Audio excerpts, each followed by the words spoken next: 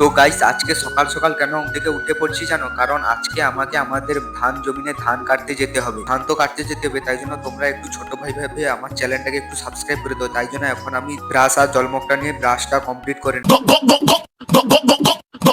Brush করা complete করে এখন আমি এই যে চানাচুর দিয়ে একটু মুড়ি নিয়েছি, এই মুড়িগুলো এখন ছাঁকিয়ে দিই। তো মুড়ি খাওয়া কমপ্লিট করে এখন আমি রেডি হয়ে নিয়েছি মাঠে যাওয়ার জন্য। তাই জন্য আমার হাতে এই যে দেখতে পাচ্ছ এই দাটা এখন নিয়ে নিয়েছি, এইটা দিয়ে এখন আজকে ধান কাটবো। আর এই যে দেখতে পাচ্ছ দেড় জায়গার যে স্ট্যান্ডটা আমার, এটা এখন আমি স্টার্ট মেরে দেখবো।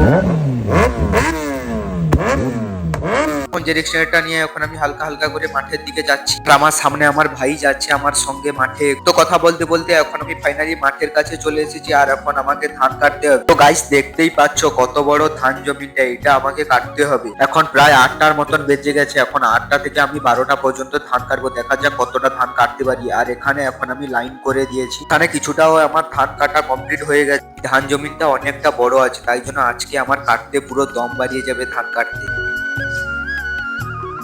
ধান কাটতে কাটতে আমি এখন হাঁপিয়ে গেছি, তাই জন্য এখন এই যে বিসলারি জলটা একটু খেয়ে নেই। তো গাইস জল খাওয়ার পরে কিছুক্ষণ আমি ধান কাটছিলাম। আর গাইস ধান কাটতে কাটতে দেখো এই যে কতটা জায়গা ধান কেটে দিয়েছি। এখন আমাকে বাড়ি যেতে হবে, কারণ আমাকে খেতে হবে, আর অনেকটা দুপুর হয়ে গেছে। তো আমি এখন বাড়ি চলে এসেছি। আর বাড়িতে এসে আমাদের এই যে গ্রিন সুইমিং পুল আছে, জানো তো প্রচন্ড পরিমাণে ঠান্ডা পড়ে, তার মধ্যে আমাকে সুইমিং পুলে স্নান করতে হবে। আর গাইস স্নান করে এখন আমি চলে এসেছি, এখন আমাকে খেতে হবে। প্রচন্ড পরিমাণে খিদা পেয়েছে এখন আমার, তাই জন্য আমাদের 5 স্টার কিচেনে এখন চলে এসেছি।